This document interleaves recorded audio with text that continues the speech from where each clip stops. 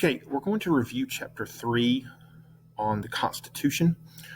Of course, we know during the American Revolution and during the years before the writing of our Constitution, the United States had a government called the Articles of Confederation.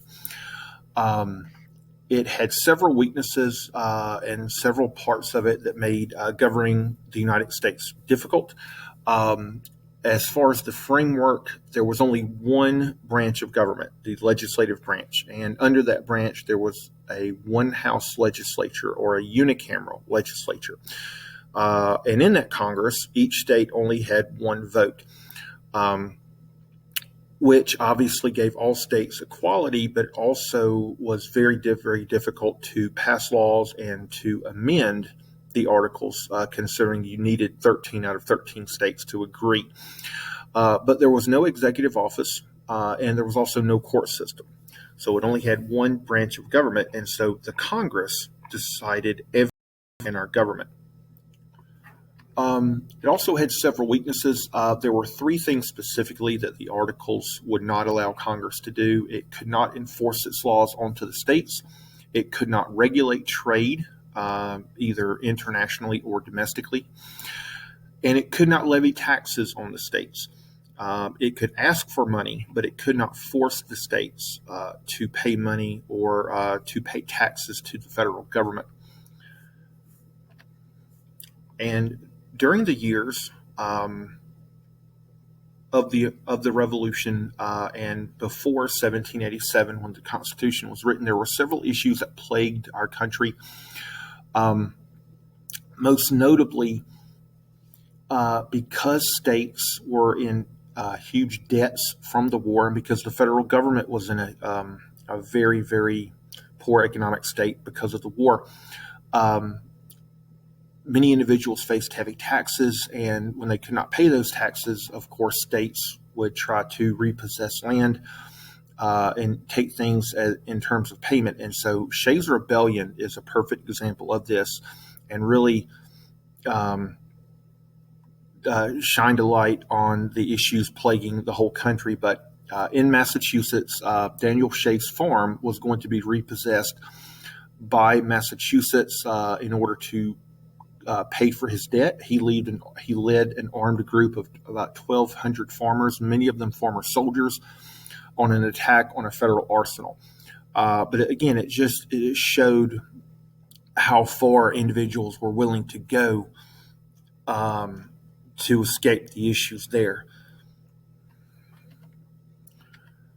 And of course, in 1787, mostly by the urging of James Madison, the states agreed to send delegates to Philadelphia for a convention. At the time, they don't realize that they're going to be doing away with the Articles and writing a constitution, but they all are meeting because there is a great need for change within the country.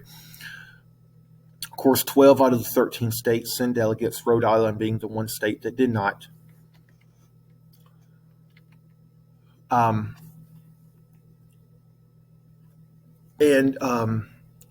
the fourth day of the convention, James Madison leads the proposal of the Virginia Plan, the plan he had written in advance of the convention itself.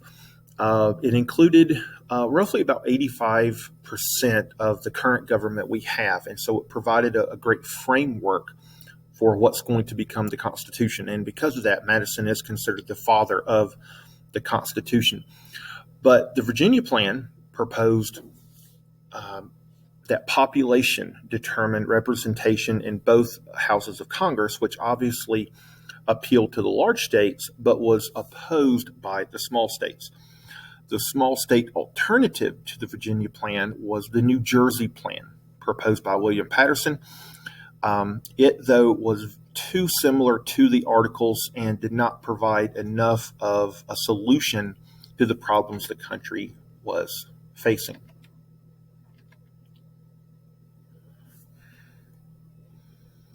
And of course, other compromises at the convention, the Great Compromise, originally first proposed by Roger Sherman, also known as the Connecticut Compromise, proposed that the House of Representatives be based on population, but the Senate be based on equality, which obviously appealed to both small and large states. Another compromise, the 3/5 compromise, would allow southern states to count every 5 enslaved persons as 3 free individuals toward their representation in Congress. Other compromises to note from the convention: Congress would not interfere with the slave trade before 1808. That obviously was compromised for the southern states.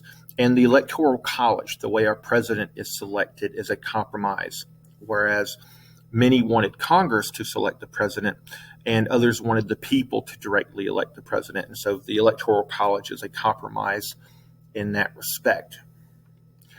The final draft of the Constitution was read, voted on, and signed on September 17th, 1787. We celebrate this today as Constitution Day, the day that our Constitution was officially approved by the convention.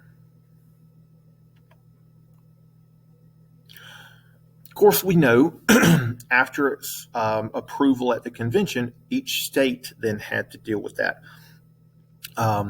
Of course, in Article 7 of the Constitution states that once 9 out of the 13 states had ratified it, it would become official. It's during this process that our first 2 main political parties developed, the Federalist versus the Anti-Federalist.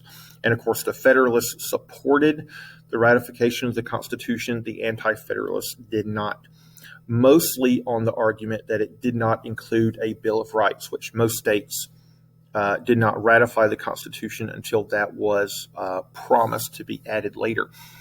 It's also during this process that the Federalist Papers are published, written by John Jay, James Madison, and Alexander Hamilton. These are a series of essays arguing for the Constitution's adoption by the states.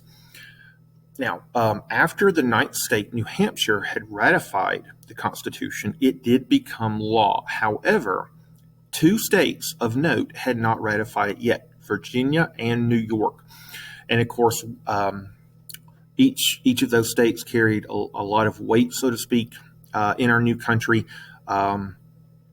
And because of this, even though it was law, the Constitution carried much, much more weight and importance after those 2 states had actually ratified it.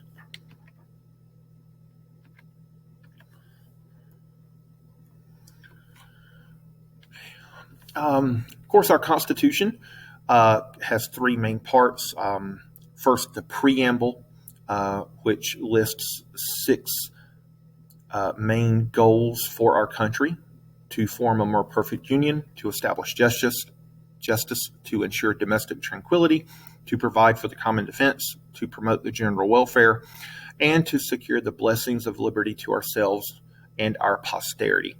Of course, the second part would be the 7 Articles itself, and part 3 are the amendments. Of course, started first with the Bill of Rights.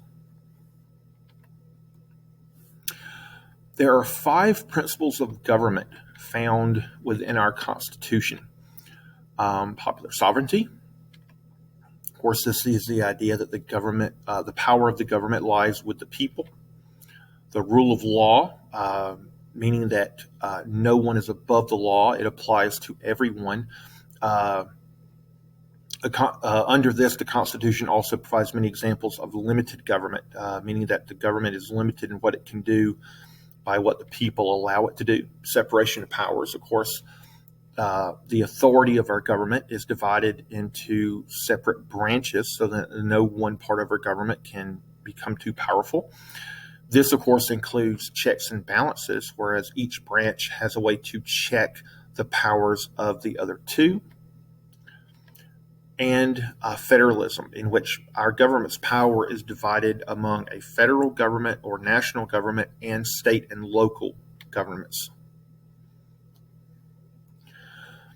And there are 3 types of powers listed in the Constitution or found in the Constitution. Express powers are those specifically granted to the national government. Powers not granted to the national government are called reserved powers, and they are reserved for state governments. And then there are some concurrent powers, powers that both federal and state governments share.